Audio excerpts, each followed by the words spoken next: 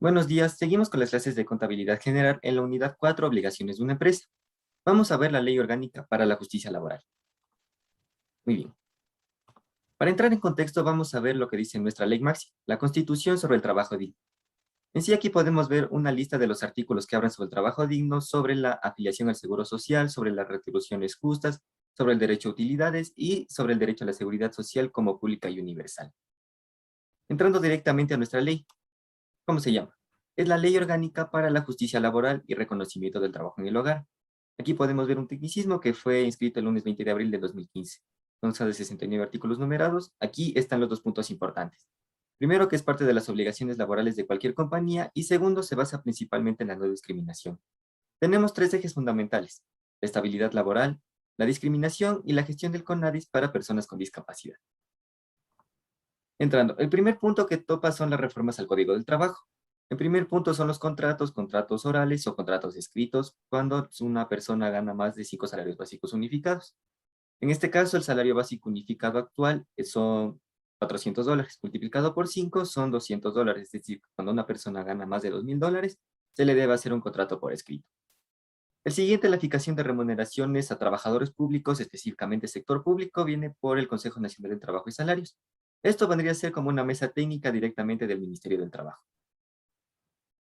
Continuemos. Ahora sí entramos en materia, a la distribución de utilidades. ¿Qué nos dice la ley? Que no pueden exceder los 24 salarios básicos. Pero en el caso de que sobrepasar estos 24 salarios básicos unificados, este monto se destinará al seguro social. En un segundo caso, la repartición para empresas de actividades complementarias. ¿Cuáles son estas? Son empresas que brindan seguridad, alimentación, mensajería y limpieza. Y son llamadas de actividades complementarias porque no necesitan de una infraestructura, no necesitan llevar contabilidad, ni mucho menos, sino que son contratadas por empresas usuarias, las cuales deben repartir sus utilidades líquidas para estas empresas de actividades complementarias. Hay que diferenciar actividades complementarias de servicio técnico especializado. Estas son las que brindan contabilidad, publicidad, etcétera, y estas sí necesitan una infraestructura. Por último, la unificación de utilidades.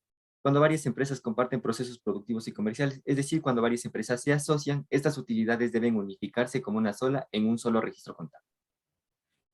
Por último, seguimos empresas vinculadas. Esto es similar a la unificación de utilidades. ¿Cuándo son empresas vinculadas? Cuando una empresa directamente participa en el 25% del capital social de la otra. Esto es un caso especial, por ejemplo, cuando se contrata trabajadores. Si una empresa no le paga las obligaciones que tiene con un trabajador, el trabajador puede ir a quejarse, ir con la empresa mayoritaria y decirle, por favor, págueme mis obligaciones. Y, pues, claro, la empresa mayoritaria debe hacer. Siguiente punto, utilidades e impuesto a la renta. Esto es en un caso especial cuando las utilidades no alcanzan para pagar a los trabajadores. Esto se puede ir directamente al SRI, que es nuestro organismo rector, y puede decir, no, perdón, nuestro organismo rector referente a los impuestos, el cual puede decir, bueno, si no les alcanzan las utilidades, no paguen el impuesto a la renta, pero este monto debe repartirse a sus trabajadores y ex trabajadores. Pero digamos que los trabajadores no quieren cobrar. ¿Qué pasa en este caso? Utilidades no cobradas. Este valor se debe depositar dentro del sistema financiero nacional, que es decir, cualquier banco dentro del país. El empleador debe publicar una lista de beneficiarios en un diario de circulación nacional. Esto es muy importante porque, si recordamos, esto también se hacía para las juntas de socios y de accionistas. Si pasado un año el trabajador no cobra esos valores, estos, de igual manera con las utilidades, se deben depositar en el IES. Vamos entrando en decimotercera remuneración, o el llamado bono navideño. Este tiene dos características. Primero, que puede ser entregado a lo largo de todo el año, es decir, en partes iguales, y al final va a corresponder a un salario que el trabajador gana usualmente. Es decir, que si se gana $2,000, se ganará una vez más $2,000 a lo largo de todo el año. Pero en caso de que el trabajador quiera ganar este solo salario en diciembre, claro, puede hacerlo, pero debe notificarlo por escrito. Y siguiente es la decimocuarta remuneración. Esta, de igual manera, puede ser entregada mensualmente durante todo el año, con la diferencia de que no es un salario completo, sino únicamente un salario básico unificado. Este se debe entregar hasta el 15 de marzo en la Costa y Galápagos o hasta el 15 de agosto en Sierra y Amazonía, por lo que sabemos que sirve para el retorno a clases. Pero esta decimocuarta remuneración no sirve únicamente a padres de familia. Se puede pagar a jubilados, a pensionistas del Seguro Militar y Policía Nacional. Si un trabajador es despedido, obviamente esta remuneración se le debe dar antes de agosto, o en caso de que haya renunciado antes, al momento de la separación. Bueno, las brechas remunerativas. Las brechas remunerativas son los límites entre la remuneración máxima de los gerentes y los altos cargos contra las remuneraciones más bajas dentro de la empresa. Esto porque no puede ser un gerente tan alto su sueldo y tampoco las remuneraciones tampoco pueden ser más bajas del sueldo básico. También para este cálculo de la remuneración máxima de los gerentes se toman ciertos parámetros como la rentabilidad, el número de empleados o la naturaleza de la empresa, entre otros. Puedes pasar, por favor. Bueno, el desahucio. El desahucio es un aviso que hace el empleado sobre su voluntad de terminar el contrato de trabajo cuando quiere renunciar. Este anuncio debe hacerse 15 días antes de cuando cese sus operaciones, ya que la empresa debe saber que su empleado va a renunciar, entonces se van a quedar sin un trabajador. Pero esto también lleva unas bonificaciones por su desahucio. El empleado bonifica al empleado con el 25% de su último salario por cada año de trabajo de la empresa.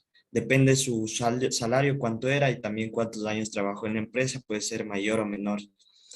La prohibición del despido y la declaratoria de ineficaz. Cuando un empleado es despedido y su despido se declara ineficaz, puede volver a su puesto de trabajo, incluyendo sus remuneraciones pendientes más del 10% de cargo.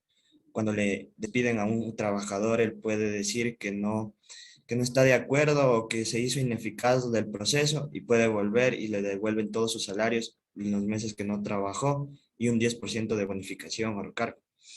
En caso de un trabajador que ya no desea continuar, a pesar de la declaratoria que fue ineficaz, también recibirá una bonificación o indemnización de un año de sus remuneraciones más el valor del despido intempestivo. Perdón. Una vez que se supere este periodo de prueba, un contrato puede ser el tiempo indefinido. Cuando el trabajador ya es despedido, el cálculo de su indemnización tomará en cuenta la remuneración que se percibir. Ok, esta es la reforma de la ley del servicio público, que hay algunos puntos que ya mencionó mi compañero antes, pero estos son otros puntos. Bueno, la 13ª remuneración. Los trabajadores privados que tienen derecho perciben la 12ª parte del valor de su remuneración. Esto se es al final del año en Navidad o se puede recibir en los 12 meses del año respectivamente. Esto puede ser mucha decisión del trabajador cuando quiera recibir. En cambio, la 14ª remuneración es cuando los empleados públicos y privados recibirán una bonificación adicional anual que equivale a un salario básico unificado, que esto será en el mes de agosto en Sierra y Amazonía o en el mes de abril en Costa, respectivamente.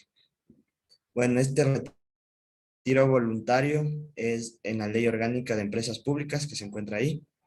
Nos dice que los trabajadores públicos que deseen retirarse o jubilarse recibirán una distribución de 7 salarios básicos unificados por cada año de servicio, llegando hasta un máximo de 210 salarios básicos unificados, que esto es cuando se cumplen sus 30 años de servicio, cuando ya se jubilan. Puedes pasar, por favor. Bueno, esto es una reforma de la Ley de Seguridad Social, que nos dice que la devolución de aportes, que se prohíbe la devolución de aportes a las personas afiliadas, con una excepción, que cuando el fallecimiento de la persona que está afiliada no puede cumplir las condiciones relativas a los periodos previos de aportación. Esto no causará pensiones de viudedad o orfandad.